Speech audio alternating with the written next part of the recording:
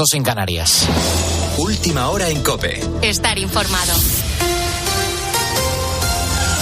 Miles de personas vuelven a la sede nacional del PSOE, a Ferraz, en la 10ª noche de protestas contra la futura ley de amnistía. Los radicales, como viene siendo habitual en los últimos días, se han apoderado de la primera fila de la manifestación, pero la tensión no ha llegado al grado de algunos días anteriores de la semana pasada. Eduardo Badía. Una sede del PSOE donde ha tenido desde mediodía un goteo constante de gente. A mediodía tenía lugar la concentración promovida por el Partido Popular en la Plaza de Sol de Madrid, donde los populares han estimado en aproximadamente 1 millón los asistentes, para posteriormente tener lugar la marcha pacífica convocada por Vox en dirección a la sede de Ferraz. Los manifestantes clamaban contra el presidente en funciones, Pedro Sánchez, la amnistía y los pactos de gobierno.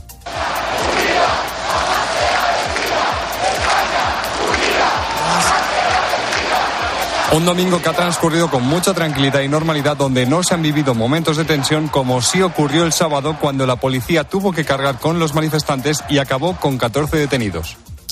La policía comienza a manejar la hipótesis del atentado contra Alejo Vidal Quadras. Se da prioridad, sin descartar otras hipótesis, a la autoría de inspiración iraní, como apuntó el propio político catalán, por sus relaciones con la oposición de aquel país. Pretenden que este asunto pase a manos de la Audiencia Nacional esta misma semana. David Casado. Más dudas que certezas. Así se encuentra la policía en una semana crucial en la que la Audiencia Nacional, como bien decía Robert, puede hacerse con las investigaciones al tener las competencias de terrorismo. Las miradas de momento siguen centrándose en Irán y en un posible intento de asesinato por encargo por esas relaciones con la disidencia de este país. Incluso fue el propio Alejo Vidal Quadras quien apuntó esta hipótesis a la policía, aunque al principio no lo sabía, como cuenta COPE Ángel, que le atendió al llegar. Yo me quedé con el hombre junto a la persona que le puso su propio jersey en la herida, y le preguntamos que si sabía quién podía haber sido. Nos contestó que no, y al principio nos contestó que no. Hasta ahora la única prueba es la Yamaha negra tipo scooter que fue encontrada calcinada horas después en el ataque en Fuenlabrada. Lo que se sabe hasta ahora es que su propietario es un ciudadano de nacionalidad francesa sobre el que pesa una orden de búsqueda y captura por asesinato. Con la fuerza de ABC. COPE. Estar informado. 8 de cada 10 casos de ictus en España podrían evitarse, según apuntan los expertos. Cada 6 minutos una persona sufre un ictus en nuestro país. Hablamos de 110.000 cada año. De hecho, ya es la primera causa de muerte en las mujeres y la segunda entre los hombres. ¿Qué se puede hacer para prevenir un ictus, Sandra Senjo? Marichu tiene 92 años y sufrió un ictus el pasado 1 de julio. La parte izquierda de su cuerpo se quedó paralizada, pero gracias a la rehabilitación ha vuelto a andar. Ya soy capaz de andar sola, con algo de miedo, subir escaleras agarrándome a una barandilla. Los 3 primeros meses son esenciales para poder recuperarse, pero algunos pacientes tienen que esperar más tiempo para empezar su rehabilitación por la falta de medios. La prevención pasa por llevar una vida saludable y hacernos análisis de forma periódica. José López Sánchez es el director clínico del Centro Europeo de Neurociencias. La mayoría de ellos se producen por causas que son modificables: hipertensión arterial, colesterol, problemas con un mal manejo de la diabetes, consumo de tabaco, de alcohol, la falta de actividad física o una dieta inadecuada. 8 de cada 10 casos de ictus podrían evitarse con una correcta prevención. Tienes más información en nuestra página web en cope.es. Seguimos en la noche de COPE con Adolfo Arjona. COPE. Estar informado. Escribe a Adolfo Arjona en Twitter, en @lanochedearjona. En nuestro muro de Facebook, La Noche de Arjona. O mándanos un mensaje de voz al 650 564 504.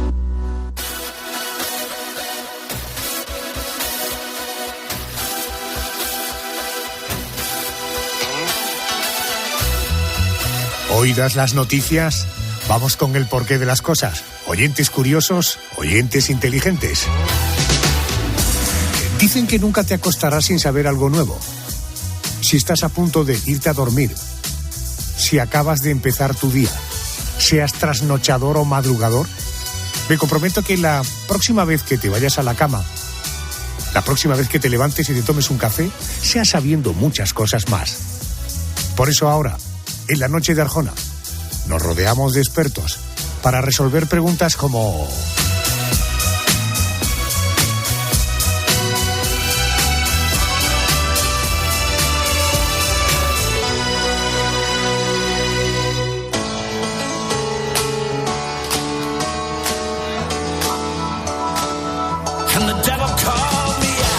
A ver, ¿por qué se usan estas expresiones para referirse al acto de cortejar? Según la Real Academia Española, el verbo cortejar tiene dos acepciones. La primera, intentar conseguir el amor o los favores de alguien halagándolo y buscando su compañía. La segunda, asistir, acompañar a alguien, contribuyendo a lo que sea de su agrado. Sin embargo, el rico lenguaje castellano nos permite utilizar otras palabras y expresiones, no sé, como ligar, tontear, amarrarse a un pavo, a una pava, liarse o enrollarse con alguien, tirar los tejos, tirar la caña, comerse los mocos, o como diría el otro eje vertebrador de la casa, me refiero a Herrera, hablarle a una chiquilla. ¿Pero por qué? ¿De dónde vienen estas expresiones para referirse al acto de cortejar a una persona y conseguir su afecto? ¿Lingüísticamente esto tiene alguna explicación? Bueno, en una tarea lingüística, yo digo tan compleja, no puedo por más que acudir al experto, al profesor Fernando Vilches, es profesor titular de Lengua Española en la Universidad Rey Juan Carlos. Profesor Vilches, muy buenas noches, bienvenido a su casa. Buenas noches, don Adolfo, pero hay que hacer un matiz, que me han jubilado el 31 de agosto, y ya soy ex profesor titular. Ahora soy investigador de una cátedra, pero vamos, ya no ejerzo como profesor tal. Por tanto, ¿cómo sería? ¿Profesor jubilar? Sería profesor titular, profesor jubilado, que luego ya investigador de la cátedra URJ de Santander. En fin, muchas cosas hago todavía, pero ya como profesor ya no me dejan. Bueno, en todo caso, que también sea aventurosa esta etapa de su vida. Sí, no, vamos, estoy trabajando mucho más cuando trabajaba, porque ahora vienen los pollaques, don Adolfo. Pollaque no trabajas, vete a... Fernando, pollaque no trabajas, y así estoy todo el día. Vamos a hablar del verbo cortejar. ¿Por qué tenemos tantas palabras o expresiones para referirnos al cortejo? ¿Sabe si esto ocurre en otras lenguas? Sí, primero las tenemos porque es la actividad más primitiva del ser humano. Es decir, que igual, imaginamos cuando el primer homínido se puso de pie, sea hombre o mujer, sea macho o hembra, y vio al espécimen del otro sexo, pues tuvo que decir algo. Y entonces cuando dijo y no le resultó, pues tuvo que empezar a buscarse la vida para holgar, que es lo más bonito que se dice en español, que es yacer, que está en desuso ya, con otra persona, con otro espécimen, o para procrear y asegurarse la pervivencia de los genes. O sea que por ahí tienen la cantidad de palabras. Pero fíjese, don Adolfo, le voy a decir algunas cositas de estas palabras. Ligar o cortejar en Hispanoamérica en Argentina es chamullar. Fíjate, y chamullar, que es que está en el dry. Luego en Chile es jotear, que no está en el dry. Entonces, si un pololo o una polola es un ligue, que de qué bonito. En Ecuador es buitrear, que eso también aquí se dice un poquito, ¿no? Que está en el dry con diferentes acepciones. Aquí en España dice el buitre es despectivo, ¿no? Es el que va a la caza correcto, de lo que sea. Eso es. Luego en Perú es gilear, fíjate que de bonito también. Gilear. En México, como en España, es ligar, pero también usan jotear como en Chile. Colombia, echar flores. Él diga, voy a echar flores y que voy a cortejar a alguien. En Venezuela, pelotear y también echar los perros. Y luego empatarse es el significado de ennoviarse ya. Y luego en Uruguay es cargar y ligar. Y en Puerto Rico, bellaquear. Fíjense qué bonito. Qué bonito. En la jerga del regatón, además, el bellaco es el que tiene el deseo de tener una relación sexual con alguien. O sea, que es precioso. Y luego, usted me ha preguntado en otros idiomas. Pues en inglés, por ejemplo, hay 13 básicas, 6 frases básicas de ligar, pero pasa es que esto tiene muy poca gracia y como yo no sé inglés, no se la voy a decir. Vale. Oiga, actualmente, ¿qué expresiones o qué palabras se asocian al verbo cortejar que estén reconocidas en nuestra lengua? Bueno, muchas. Nosotros tenemos, por ejemplo, tontear, amarrarse a un pavo, una pava. Esto tiene, fíjese, poliamor, sería la moderna. Hacer la cobra, que es cuando alguien te va a dar un beso y ¡pum! Quitas, o sea, es un descortejo, diríamos, ¿no? Hay una palabra preciosa, don Adolfo, que es adamar. ¿Adamar? Sí, que eso antes era amar con vehemencia y ahora es cortejar actualmente, pero antes era el amor vehemente, ¿no? Arrullar, eso era palabra aceptada, coquetear, enamorar, que es el sumum. Luego está escoltar, que lo ha dicho usted también, festejar, flirtear, galantear, insinuarse, pretender a alguien, rondarlo, solicitar. Y si me lo permite, maestro Arjona, sí, pues con la persona que me contacta en nombre de usted, que es Yolanda, que es un encanto, le voy a dedicar un piropo, que es 2.0, Dice, disculpa, Yolanda, ¿te llamas Google? Porque tienes todo lo que busco. ¡Hola! ¡Qué bonito! Qué bonito. Por cierto, ¿Tontear es porque uno se vuelve un poco así como imbécil? Sí, ¿no? Claro, sí. Esto siempre lo hemos dicho, ¿no? Si oímos desde fuera una conversación de dos enamorados, decimos, Dios mío, ¿qué está pasando aquí? O sea, no reconozco a esta amiga o este amigo, como se ponen de tontitos. Entonces, tontear viene de ahí exactamente. Que se vuelve uno, o sea, tonta, la mora tonta. Oye, y lo de comerse los mocos supongo que tiene que ver con el morreo, ¿no? Claro, eso es además es, aparte del morreo, efectivamente, ya el sumum del cortejo, es decir, capaz de comerse los mocos con alguien, que es lo desagradable, diríamos, pues es señal de que estás entregado. Oiga, y lo de hablarle a una chiquilla, que es una expresión que suele utilizar Herrera, Herrera. Correcto, eso es un producto de su propia cultura, de su propia jerga, ¿no? Eso es yo tengo en el libro primero que él me prologó, La divertida aventura de las palabras, que la prologó don Carlos, tengo neologismos herrerianos. Entonces uno de ellos es hablar de una chiquilla, que lo decía siempre él. Bueno, yo a esa chiquilla le hablé, yo siempre estaba hablando. Bueno, no, si fuera verdad lo que dice don Carlos, no había tenido tiempo de hacer radio.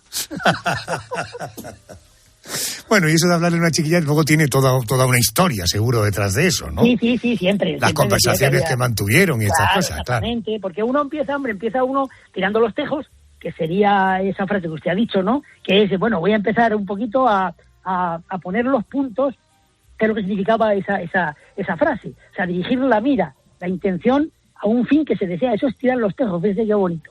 Y de ahí inferimos lo de insinuarse a alguien, ¿no? Decirle, oye, tengo interés en ti, ¿no? Y la costumbre se originó, fíjese, don Adolfo, en Asturias, donde los jóvenes rondaban a las chicas a los pies de su ventana o a la puerta de la casa. Y el joven que pretendía, con canciones, cantaba canciones bonitas, ponía su amor a la muchacha. Y si ella aceptaba, arrojaba sobre el chico semillas de tejo. Con lo cual quedaba sentado en una relación de noviazgo. Dice, qué bonito. Tiene todo el sentido, ¿verdad? O sea, claro. Pero además el proceso podía ser tirando los tejos, luego comerse los mocos y terminar amarrándose a una pava. Claro, después, y empezando por hablar a las chiquillas. Poner a don Carlos. Correcto. Oye, una cuestión más.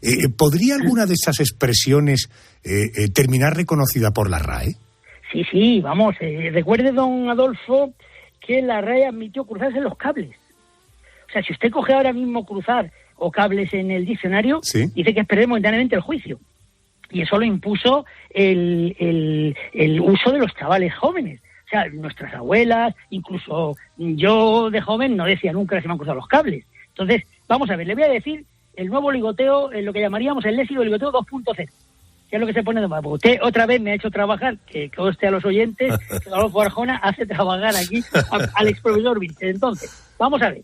Dice, desaparecer como un fantasma. Has estado con una chica, con un chico, y de pronto al día siguiente ni te ve el pelo nunca más. Orbital. Es ignorar a alguien mientras lo mantiene en órbita. Correcto. Luego, embolsarse, que te guarda en tu bolsillo bien resguardado, después de varios meses de una relación que parece seria, pero que está para la vez disponible, que evita los encuentros públicos y nunca te ha presentado a ninguno de sus amigos ni a nadie de la familia. Eso es embolsarse. Jarra de galletas. Es un coleccionista de historias y tú eres un solo simple galleta en el frasco, entre otras muchas otras. Esto qué bueno, ese no la jarra de galletas la tiene don Carlos Herrera, vamos, está clarísimo. Luego merodeando, que en resumen es acechar y jugar con los sentimientos del otro, o sea, todo va de maravilla, que de repente desaparece durante días, regresa como si no hubiera sucedido, y esta forma de comportarse crea una sensación de necesidad y atar a la persona. Y luego, fíjese, don Adolfo, te odio muchísimo, es el nuevo me encantas. Te odio muchísimo, es el nuevo me encanta. Es que le encanta, ¿no? Ser una persona. O sea, fíjese, claro, este es el ligoteo 2.0 que le llamaríamos ahora. Estos niños que son contradictorios casi para todo. Fernando, ¿qué condiciones se tienen que dar para que una palabra o una expresión se incorpore oficialmente a nuestra lengua? Sí, bueno, vamos a ver. El tema fundamental es la academia es prudente y lo que hace es esperar, ¿de acuerdo? Uh-huh. Lo que hace es esperar un poquito y entonces a ver si ese uso pues tiene, diríamos, triunfa, ¿no?, entre los chicos. Una vez que eso ocurre, eso pueden pasar unos 3 o 4 años, empiezan a ver en qué lugares se usa, quiénes lo usan, si hay en ese sentido una presencia en la literatura, aunque sea una literatura menor, ¿no?, de esas palabras, de esas expresiones, y con eso pues lo hacemos, lo incorpora a la academia. Le voy a contar, si me permite. Adelante. Tenemos tiempo. Sí. La orden ministerial del 8 de septiembre de 1865.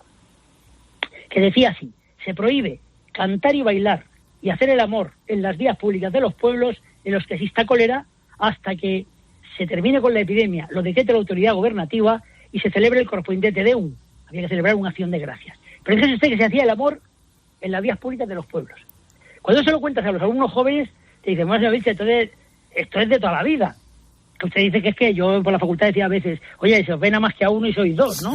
De lo pegados que estaban. Entonces, fíjese usted cómo ha cambiado, cómo el campo semántico va trasladándose a otro lugar. Hacer el amor, hoy día, viene del francés, faire l'amour. Y eso no saben de amor nada, eso es sexo todo.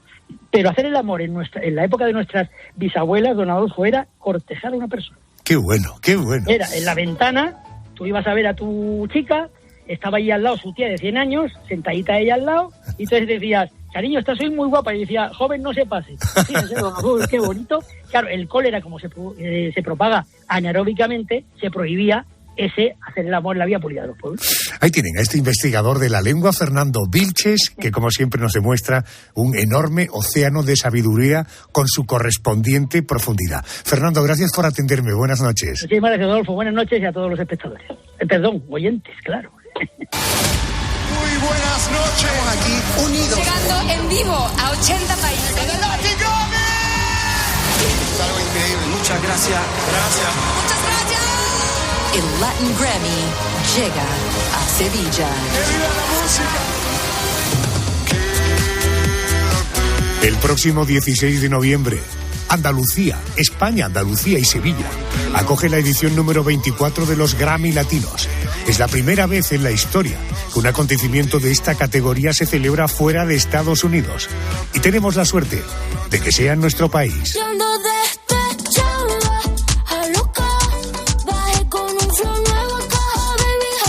Déjame que te voy a presentar a Manuel Abud. Es el CEO, el consejero delegado, el tío que manda en la Academia Latina de Grabación. Querido Manuel, muy buenas noches y bienvenido. Buenas noches, Adolfo. Gracias por recibirnos. Encantado de charlar contigo un rato sobre la Academia Latina de la Grabación, los Latin Grammys y nuestra presencia aquí en Andalucía. Gracias. Gracias, muy amable. Oiga, probablemente los oyentes están haciéndose una pregunta que yo me vengo haciendo desde hace tiempo. ¿Por qué se tomó la decisión de hacer la gala fuera de Estados Unidos y qué motivó la elección de España? Mira, antes de hablarte de la decisión, quiero decirte que estamos muy entusiasmados de estar aquí y nos han recibido maravillosamente. La decisión de salir de los Estados Unidos es algo que se venía fraguando ya desde hace algunos años.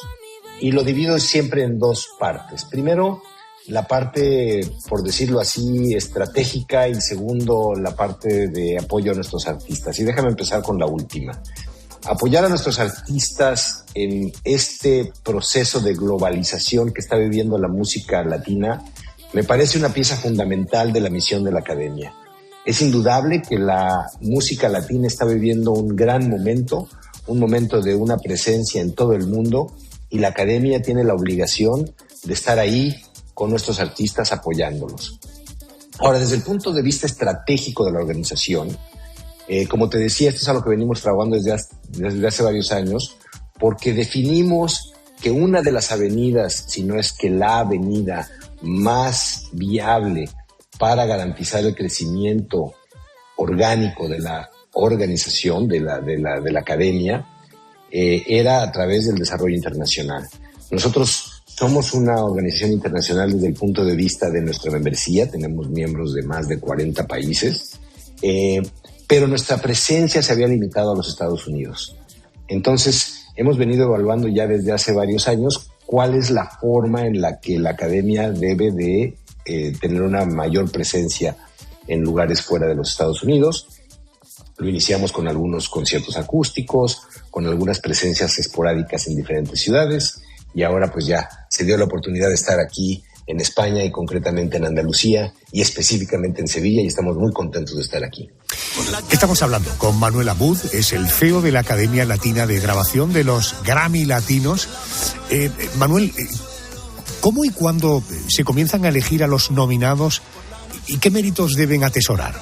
Mira, Adolfo, nuestro proceso de premiación es bastante complejo. En primer lugar, permíteme recordarles ¿cuál es el objetivo del Latin Grammy? El Latin Grammy reconoce la excelencia musical y el reconocimiento es otorgado por los miembros de la academia, por los colegas. Los miembros de la academia son profesionales de la música, son artistas, ingenieros, arreglistas, productores, y son ellos quienes eligen a los nominados y eventualmente a los ganadores. El proceso consiste primero en una inscripción. El producto tiene que ser inscrito para participar. Lo pueden inscribir miembros o discográficas. Para que te des una idea, este año tuvimos 19,000 productos inscritos para la 24ª entrega. Y ese producto, esos 19,000 productos, se mandan a todos los miembros en una primera ronda de votación. Esa primera ronda de votación arroja o genera a los nominados. Se anuncian los nominados por ahí de septiembre y después se manda una segunda ronda de votación, de nuevo a los 4,000 miembros, para que de ahí se elijan a los ganadores, que serán revelados el día 16 de noviembre. Cabe mencionar que todas las votaciones son manejadas, procesadas y recibidas directamente por la firma de auditores y de contadores públicos Deloitte. La academia no procesa los votos. Ciertamente es un tema bastante complejo. Bueno, entre los principales nominados están Shakira. Está Rauw Alejandro, Cani García, Alejandro Sanz. Está David Bisbal, Juanes, Camilo, Pablo Alborán o Manuel Carrasco.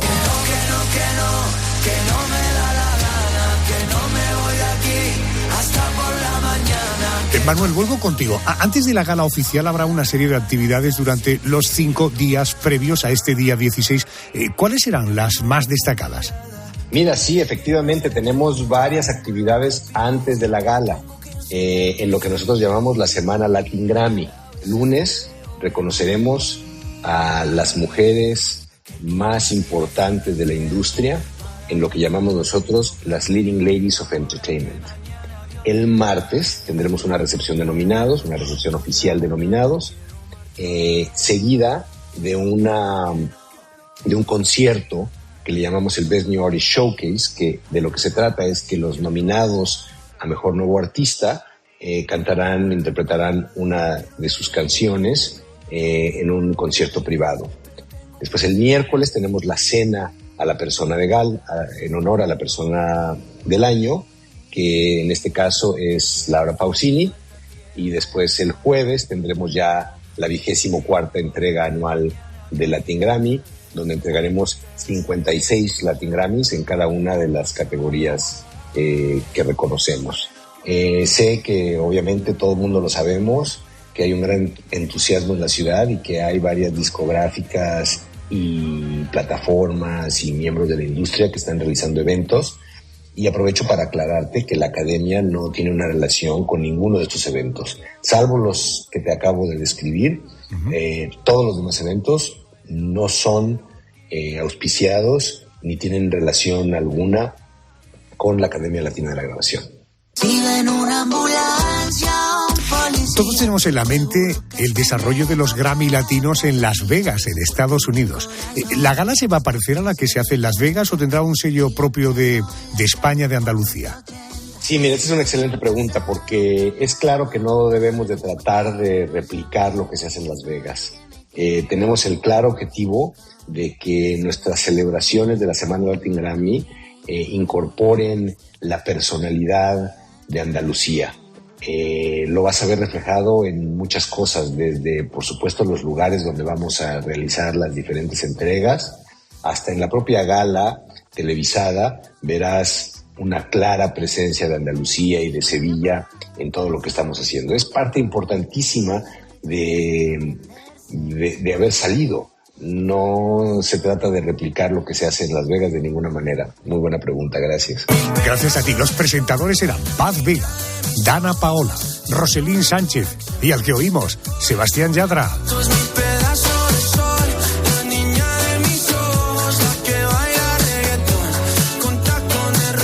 Manuel, ¿será la única vez que España, Andalucía, Sevilla acoja estos premios o hay algún compromiso para otras ediciones? Bueno, es un poquito tajante decir que será la única vez. Yo quiero pensar que esta gala será la primera de muchas ediciones internacionales. El año que entra cabe mencionar que regresaremos a los Estados Unidos a nuestro 25 aniversario. Nuestro acuerdo con la Junta contempla que estaremos, me refiero a la Junta de Andalucía, que estaremos tanto el año que entra como el que sigue con presencia en el territorio, más no así con la gala completa. Tendremos algunas actividades, algunos conciertos de celebración y de homenaje, pero no la gala completa. El pensar que la gala regrese a España y Sevilla no es descabellado, aunque para serte muy franco es poco probable que sea en el corto plazo, ya que hay otras ciudades que han mostrado un gran interés por recibirnos y que, si se dan las condiciones, tendrán la oportunidad. El próximo 16 de noviembre, España, Andalucía, Sevilla, acoge la edición número 24 de los Grammy Latinos. Es la primera vez en la historia que un acontecimiento de esta categoría se celebra fuera de Estados Unidos. Y tenemos la suerte de que sea en España, en Andalucía. Querido Manuel Abud, CEO de la Academia Latina de la Grabación, gracias por atendernos, gracias por elegir España, por elegir Andalucía y muchísima suerte. Pues Adolfo, muchas gracias por recibirme, por dedicarle estos momentos a este evento y a estas iniciativas. Quiero decirte que la gente en Andalucía, en Sevilla, en Granada, en Málaga, nos han tratado maravillosamente, nos hemos sentido muy, muy bienvenidos y pues nos vamos muy contentos con la experiencia. Gracias, Adolfo, buenas noches. Gracias, señor, por atenderme, gracias. If this is love, I'm back on board. Though I've ridden this bus before.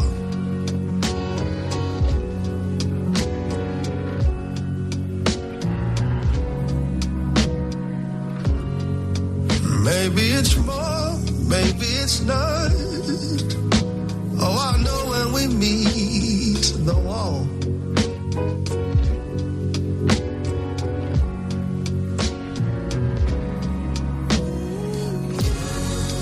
All I got is love and time. Oh, I'm just living by design.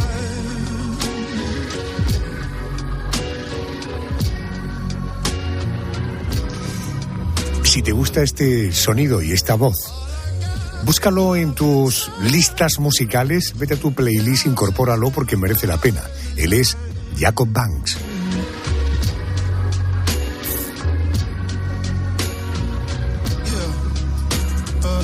Y cuando uno piensa en un viaje, uno de los viajes con el que sueñan muchas personas, quizás sea tu caso, es ir a Islandia o a Finlandia o incluso a Noruega. ¿Y para qué? Para buscar las auroras boreales. Dicen los expertos que el otoño es una buena época para verlas. Un fenómeno de la naturaleza que quien lo ha visto con sus propios ojos dice que es un auténtico espectáculo. Y nos preguntamos, ¿por qué se producen las auroras boreales? Pues acudimos a una licenciada en físicas y máster en astronomía y astrofísica. Ella es Rosa Martí. Buenas noches, bienvenida a la Noche de Arjona. Hola, buenas noches, Adolfo, ¿qué tal? Hola, Rosa, buenas noches. ¿Qué son las auroras boreales? ¿Por qué se producen? Bueno, pues como has comentado, las auroras boreales son un fenómeno astronómico que se origina en cierta zona de nuestra atmósfera, ¿de acuerdo? Y podemos disfrutar de este hermoso espectáculo visual. Y se producen debido al viento solar, es decir, a las partículas cargadas que recibimos procedentes del Sol.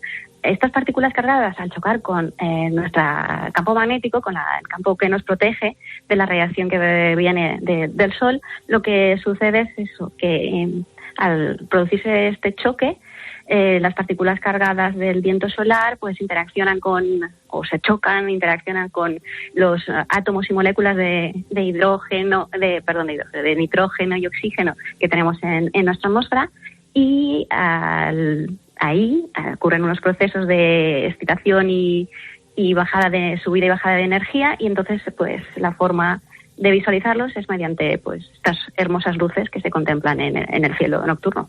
Carmen Cervantes, escucha la profesora Rosa Martí. Yo le quiero hacer una pregunta de algo que me llama mucho la atención, que es el color de las auroras boreales. ¿Por qué tienen ese color verdoso tan característico y de qué depende que a veces sean rojizas, azules o moradas?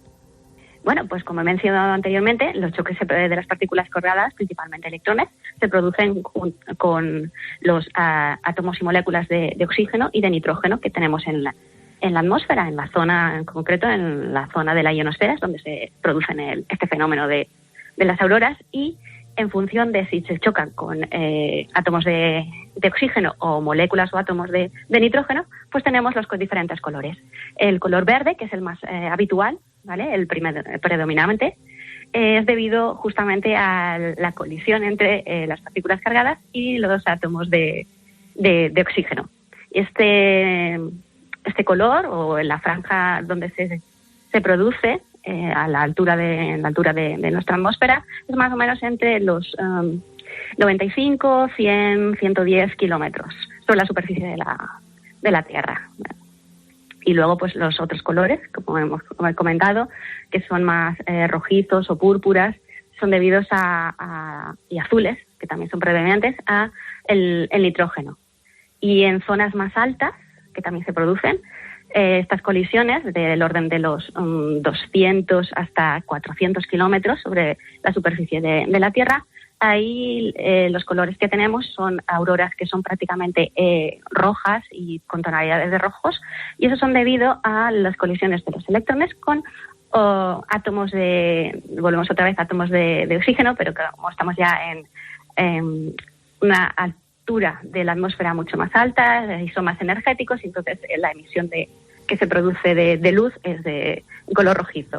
Por tanto, podemos resumir que el color verde es el predominante, que luego veremos azules o morados y luego rojos. Y esto va a depender en gran medida de la altura donde se está produciendo la aurora boreal. Rosa, ¿cuánto tiempo dura una aurora boreal? Ay, este fenómeno, la duración no es exacta, o sea, ni tenemos una forma de saberlo a ciencia cierta. Se han observado que auroras de pocos minutos hasta de horas, incluso que dure toda la noche. Es un fenómeno astronómico que es muy variable. No es nada fácil de prever la duración de una aurora. Entiendo. Pero bueno, está en ese rango. Correcto. ¿Por qué se dan en las zonas polares? Esa es una muy buena pregunta. Gracias. ¿Por qué en las zonas polares? Bueno, pues como hemos dicho, las partículas cargadas que vienen del Sol interaccionan con nuestro campo magnético, ¿vale? La magnetosfera. Este campo magnético, como todos sabemos, pues está compuesto por líneas magnéticas, ¿de acuerdo? Y las partículas, los electrones, lo que hacen es que algunos quedan atrapados en estas líneas y viajan por ellas. Entonces, al viajar, las líneas estas de campo, digamos que serían como las autopistas o carreteras, los conducen a las zonas de los polos, donde el campo magnético es más tenue, y entonces se acumulan ahí. Al acumularse ahí, pues llega un momento que hay que liberar la energía, y entonces se produce el fenómeno de colisión y la luminiscencia, la emisión de luz en el espectro del visible, y por eso nuestros ojos los podemos ver. Fíjate que yo hablaba al principio Islandia, Finlandia, Noruega, te he preguntado ahora por zonas polares. Las auroras boreales son comunes en zonas polares, pero ¿se pueden ver en otros lugares del mundo? Efectivamente, Adolfo, se pueden ver en latitudes más bajas. De hecho, hay registros que se han detectado en otras regiones, como tenemos en la ciudad de Kioto, en el 1770, si no recuerdo mal la fecha, ya aparece un registro datado de que ahí se observaron auroras.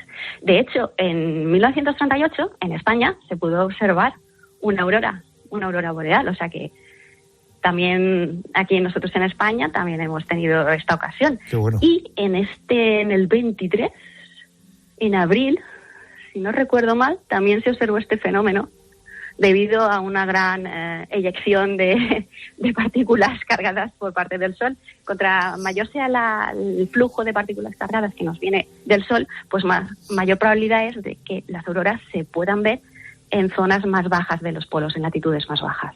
Rosa, en todo caso, ¿cuál es la clave para ver una aurora boreal? ¿Dónde tendríamos que situarnos, a qué hora y en qué época del año? A ver, la clave es, como has dicho muy bien, estar en las regiones polares, o sea, tanto en el hemisferio norte como en el hemisferio sur. He de decir que tanto en el hemisferio norte como en el sur se producen las auroras boreales, ¿de acuerdo? Lo único que en el norte son boreales y en el sur las llamamos australes, pero también en el sur tenemos. ¿Dónde colocarnos? Pues en zona despejada, que se vea perfectamente, el horizonte no nos tape y demás, y en zonas pues de Alaska, de Suecia, Groenlandia, Noruega, Finlandia, pues es factible poder disfrutar de este espectáculo. La época del año, pues como bien has comentado al principio, de otoño e invierno son los meses más favorables. Los meses en concreto serían desde septiembre, incluso finales de agosto, hasta marzo, es la mejor época. Y en el hemisferio sur, pues sería al contrario, desde marzo hasta septiembre. Uh-huh. Bueno, yo la he visto en la pequeña pantalla, probablemente en alguna película también. Personalmente no lo he visto. Son tan impresionantes como cuentan. Tengo que decir que sí. Junto con los eclipses solares, este es uno de los fenómenos astronómicos de mis favoritos. Es algo impresionante y espectacular, y recomiendo a todos los radioyentes de tu programa que por una vez en la vida vean este fenómeno. Merece mucho la pena. Incluso, y también el de los eclipses solares también es. El eclipse total del Sol también es muy, muy espectacular y hay que verlo una vez en la vida, junto con las auroras. Imprescindible. Según mi modesta opinión, claro está. Yo es que ya te he dicho, es uno de mis favoritos. Perfecto, imprescindible. Lo ha dicho la física y máster en astronomía y astrofísica, Rosa Martí. Gracias y buenas noches. Buenas noches, Adolfo. Gracias.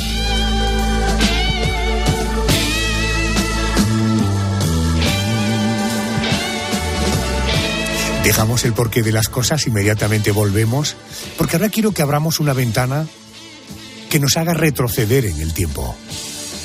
¿Tú eres de los que opina que cualquier tiempo pasado fue mejor?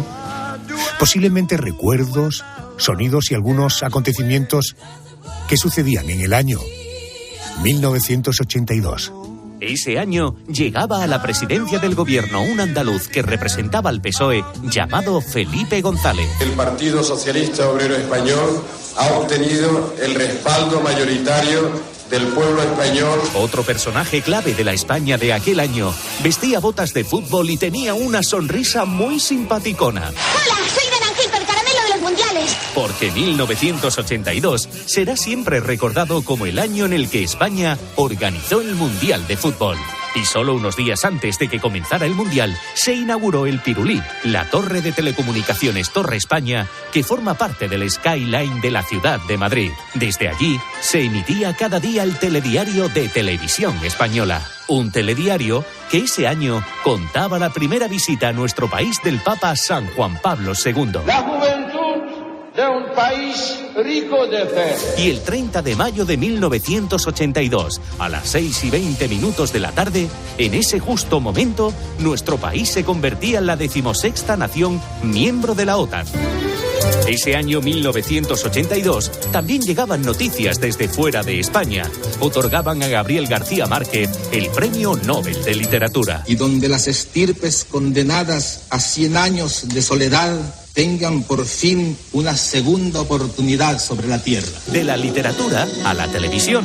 Esta es la banda sonora de Dinastía. Pero en España también se produjeron series de éxito que se estrenaron en 1982. Es la banda sonora de la serie española de más éxito ese año. Su título, Los gozos y las sombras. Los cristianos tenemos derecho a nuestras ceremonias. Y no hay alcalde ni gobernador que pueda prohibírnoslas. Entre olor a palomitas, la cartelera de 1982 tuvo grandes estrenos que nos hicieron viajar a través del espacio, como es el caso de la película Blade Runner, y la protagonizada por un ser fruto de la imaginación de Steven Spielberg. E.T., mi casa, teléfono. Mientras que a los cines llegaba la peli E.T., el extraterrestre, en la radio sonaba sin parar Mecano. Me colé en una fiesta era ya el tercer sencillo de la banda madrileña y todavía no se había publicado el álbum debut que salió en abril de ese año 82. Mientras el grupo madrileño trabajaba para publicar ese álbum, la canción del verano venía de la mano de Alaska y los Pegamoides con Bailando. El año 1982 destaca por dos acontecimientos musicales de peso. Por un lado, el primer concierto de los Rolling Stones en nuestro país fue el 7 de julio de 1982 en el Vicente Calderón de Madrid. Y el otro acontecimiento musical es el lanzamiento del disco, que hoy día sigue siendo el más vendido de la historia de la música. El 30 de noviembre de 1982, Michael Jackson publicaba su álbum Thriller.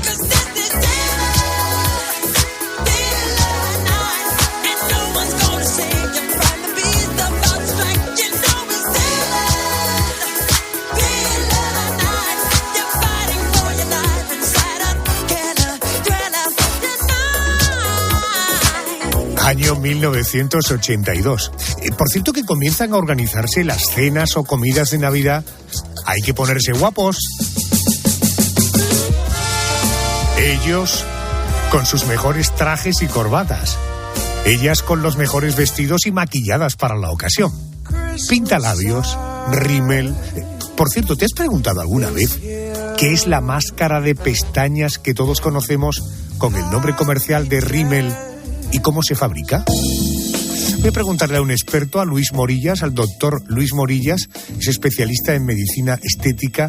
Doctor Morillas, muy buenas noches. Hola, buenas noches, Adolfo. Buenas noches, Luis. ¿Desde cuándo se usa la máscara de pestañas? Pues mira, la primera máscara de pestañas fue inventada por Eugene Rímel a finales del siglo XIX, aunque fue ya en 1937, cuando Helena Rubinstein sacó el primer aplicador. Era un aplicador con su tubo de metal y el aplicador con el que se pone la máscara de pestañas. Y en 1964 se sacó la primera máscara con cepillo y aplicador ya directamente al mercado. O sea que esos son los inicios de la máscara de pestañas. Entiendo, he leído que la máscara de pestañas es un cosmético usado para oscurecer, espesar, curvar y definir las pestañas. ¿Qué componentes tiene y cómo se fabrica? Bueno, la máscara de pestañas fundamentalmente tiene agua, que es uno de los ingredientes mayoritarios, excepto en las máscaras de pestañas que son más resistentes al agua, que prácticamente no llevan o no están incluidas. Luego lleva ceras de tipo animal y vegetal, aceites y siliconas, entre ellos la parafina líquida es la que más se usa para hacer la máscara de pestañas. Lleva polímeros y resina. Los polímeros y resina son los que le dan más adherencia al producto, a la pestaña, y permiten que se ricen, que se les mantenga durante el tiempo. Luego lleva también sustancias tratantes como la queratina, el pantenol, lleva mucopolisacáridos, lleva azúcares, lleva ceramidas. Y luego lleva conservantes y antioxidantes y, por supuesto, los pigmentos, que pueden ser de distintos colores en función del tipo de color que queramos poner a la pestaña, aunque el que más se usa a día de hoy es el negro. Luis, ¿por qué da la sensación de que es un líquido pegajoso? Porque la máscara de pestañas contiene polímeros. Los polímeros, como he comentado antes, entre los componentes que lleva la máscara de pestañas, pues el más usado son los derivados de la celulosa. Y esto lo que hace es recubrir la pestaña, le da consistencia, la pone más rígida y la hace que sea pegajosa. Ese es el principal motivo de que la máscara de pestaña tenga esa consistencia. Dice, se me ha corrido el rímel, es una frase que todos hemos oído. ¿Por qué ocurre y además termina manchando el ojo? Porque la máscara de pestañas, como he comentado antes también, lleva aceites naturales, es uno de los componentes. Este componente, debido a la humedad que hay alrededor del ojo, se va absorbiendo y provoca que se corra directamente, como dicen cuando dicen que se ha corrido el rímel.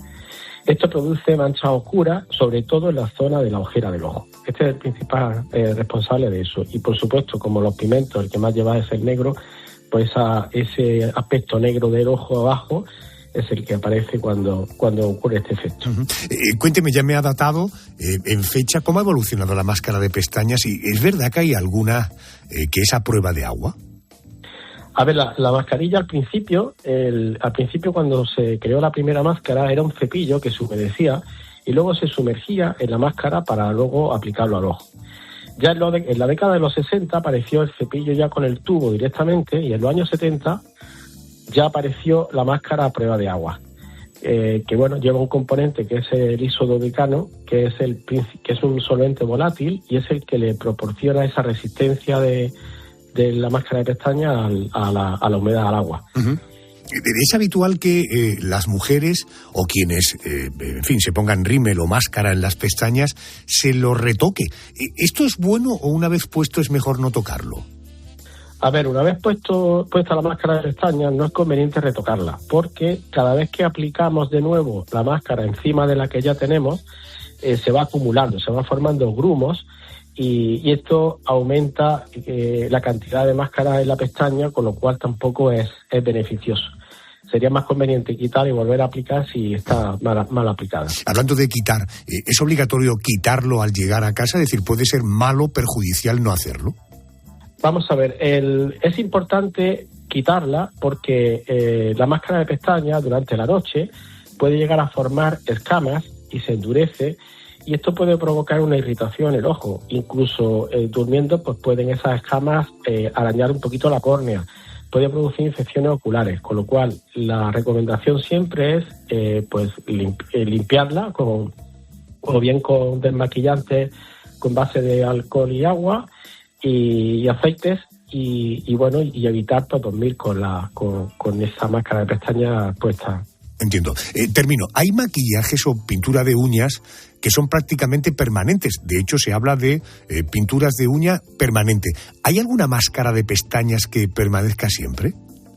No, eso no existe. O sea, la máscara de pestañas puede ser más o menos resistente, como hemos dicho antes, porque hay máscaras de pestañas que son resistentes al agua y aunque nos bañemos o aunque lloremos no se nos van a extender, o sea, se mantienen en el tiempo, pero permanentes no hay. Eso hay que limpiarlas, hay que quitarlas y ya está. Una vez quitadas, volver a poner al día siguiente, porque aunque fueran permanentes no sería conveniente, como hemos dicho anteriormente, dejarlas puestas. Él es Luis Morillas, doctor especialista en medicina estética. Doctor Morillas, gracias por atenderme. Buenas noches. Gracias a ti, Adolfo, por todo. Venga, buenas noches.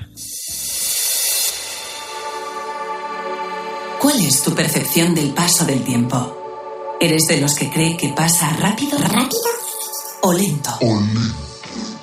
Hagamos un sencillo ejercicio y recordemos noticias ocurridas una semana como esta, pero de hace justo un año. Así podrás valorar si tu percepción del paso del tiempo es lenta o rápida. Vamos con nuestro ejercicio de memoria. Al otro lado del Atlántico, la actualidad política la protagonizaba Donald Trump. Confirmaba lo que venía insinuando desde hacía meses. Siempre digo que me presenté la primera vez y gané, y luego lo hice mucho mejor en la segunda.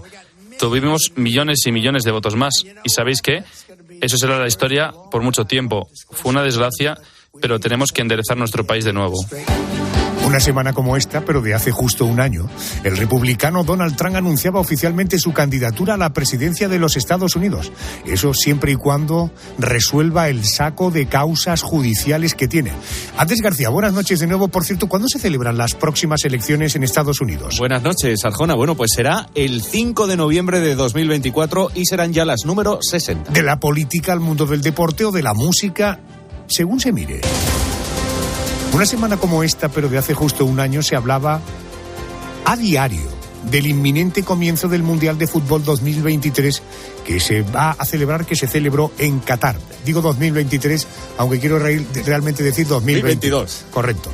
Una ubicación, digo Qatar, que desató polémica a todos los niveles. Se lió una importante, Arjona. Bueno, desde distintos ámbitos se criticaba que este evento tuviera su sede allí. Se hablaba de corrupción, de muertes relacionadas con la construcción de los estadios y de no respetar los derechos humanos. De hecho, futbolistas mostraron abiertamente su descontento con la sede elegida. Incluso artistas musicales de primer nivel se negaron a actuar.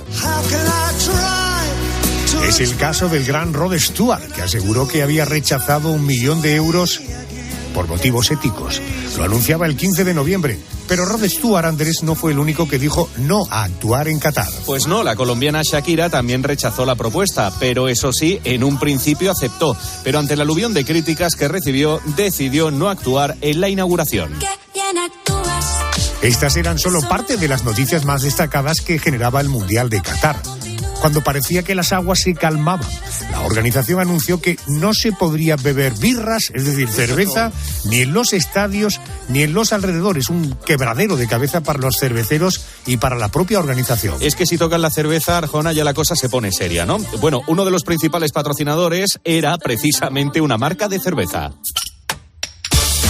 Finalmente Qatar y la FIFA llegaron a un acuerdo. Dentro de los estadios se podría beber cerveza, pero ojo, sin alcohol y con alcohol solo en lugares habilitados para ello. Es decir, lo de llevar la cerveza en la mano por la calle o beberla con alcohol en el estadio no fue posible. Bueno, ¿tú recuerdas todas estas noticias? En el entorno del Mundial de Fútbol se producían una semana como esta, pero de hace justo un año. ¿Tienes la sensación de que el tiempo ha pasado rápido o ha pasado lento? Y regresé a la maldición del cajón sin su ropa. Y un asunto más que ocurría una semana como esta de 2022, esta vez en nuestro país. El inseparable compañero artístico de Joaquín Sabina, el gran Pancho Varona, anunciaba que el cantautor, nacido en Úbeda, no contaría con él para su nueva gira. Y morirme con... El mensaje de Varona decía textualmente: contra todo pronóstico ha decidido no contar conmigo. Después de 40 años juntos, Sabina prescindía de Pancho Varona, compositor de canciones. Bueno, ha participado en la composición de canciones como Contigo, Peces de Ciudad y Sin embargo, y así más de medio centenar de temas del repertorio de Sabina. I'm a soldier and I fight. Me comprometía a volver con los porqués en la recta final del programa. Fíjate que para que te ocurra esto que te voy a contar ahora, tienes que volar muchas horas en avión. Te hablo del impacto de un relámpago en pleno vuelo. Bueno, hay pocas posibilidades de vivir un momento así porque es algo que sucede aproximadamente en cada 1000 horas de vuelo. O lo que es lo mismo, tendríamos que volar unas 70 veces de Madrid a Los Ángeles para que un rayo impactara contra nosotros. ¿Qué ocurre cuando un rayo impacta en pleno vuelo? Se lo quiero preguntar a Jesús González Real. Eres comandante e instructor de vuelo. Comandante, muy buenas noches, bienvenido a COPE. Buenas noches, Adolfo. Muchas gracias por tu llamada y por tu invitación. Buenas noches, gracias a usted por atenderme. Oiga, los pasajeros, ¿cómo nos damos cuenta? ¿Se pueden apagar incluso las luces, vernos iluminados solo por la luz del rayo? Esa imagen que se me ocurre es un poquitín cinematográfica. No, realmente no. Hoy día los aviones están diseñados para soportar y están preparados para soportar el impacto de un rayo.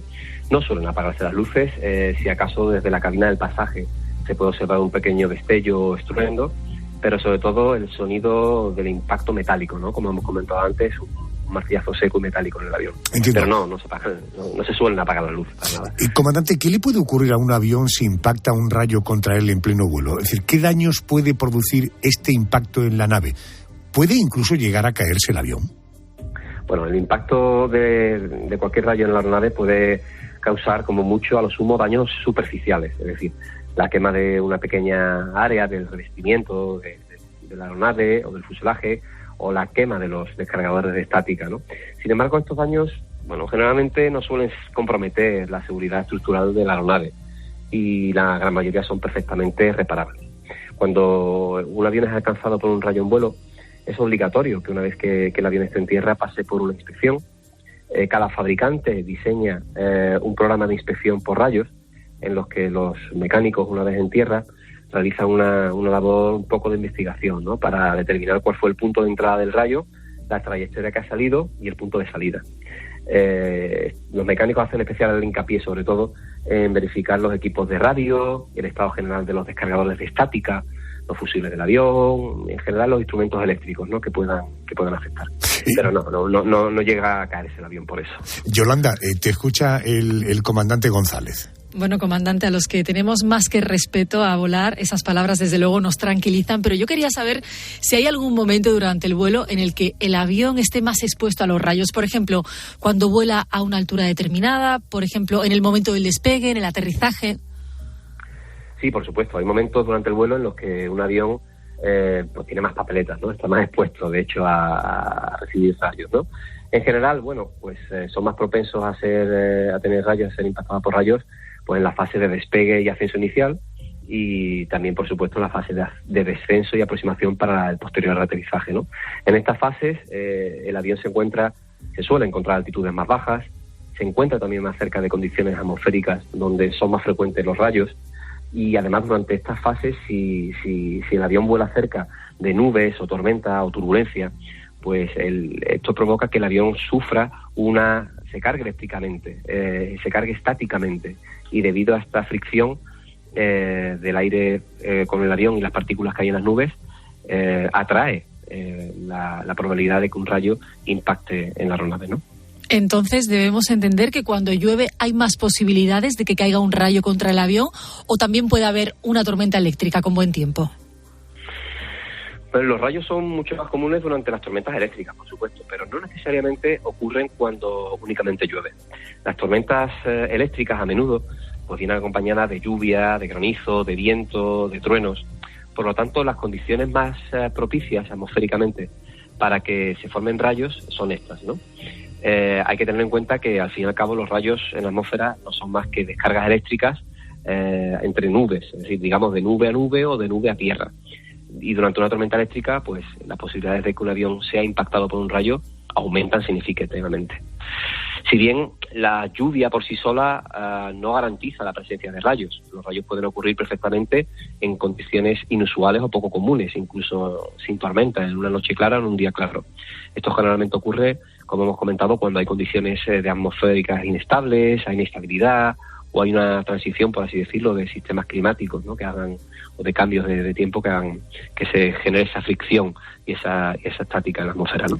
Es el comandante, instructor de vuelo, Jesús González Real. Comandante, gracias por atendernos y nos deja mucho más tranquilos. Muy buenas noches. Muy buenas noches, Adolfo. Pues muchísimas gracias, como siempre, un placer. Gracias, Jesús. Nos vamos.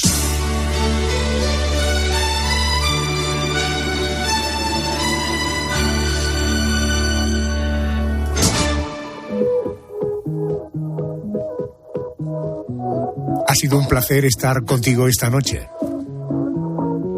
Salud, muchachos. Somos conscientes de lo importante del momento de la actualidad. Recuerda, nuestro encargo es ayudar a evadirte, entretenerte. Es la radio que nos encargan y la radio que nos encanta hacer. Nos encontramos en 7 días. Ahora boletín de noticias, luego abriendo las calles, a continuación el Gran Herrera. Esto es la COPE. Gracias por estar ahí. Muy buenas noches. Hasta la semana que viene. Adiós. La miré y estaba bailando sola. Me pegué y así se fueron las horas, un par de horas. Dime, sin pena solo dime, pídeme lo que quieras, menos que yo te olvide. Cuando no estés tomando, las palabras no mide. Hoy te pido perdón si algún día borracho dije que te olvidé, pero no te había olvidado.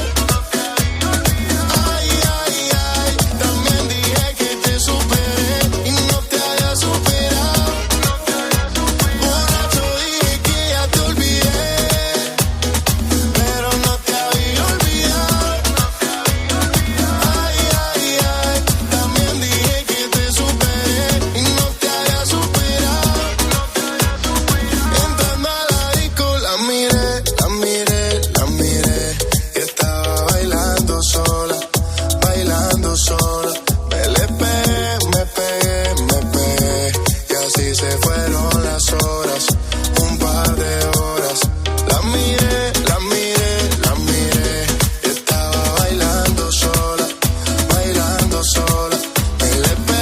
Me pegué y así se fueron las horas, un par de horas. Opa, ¿cómo te voy a olvidar yo, tío? Esta noche me sacan de aquí borracho y contigo. Sí, señor. Por ti, mujer. Salud. 274 objetos aéreos se introdujeron en el espacio aéreo estadounidense y no pudieron ser identificados. Recordemos que un ovni no es un extraterrestre, es un objeto volador no identificado. ¿Por qué se ha convertido en una pesadilla? Pues mira, entre otras cosas porque es un asunto de defensa nacional. Drones y la nueva tecnología, los misiles hipersónicos, evidentemente son en principio... Los martes a las 11:30 de la mañana, Javier Sierra en Herrera en COPE. Alucina.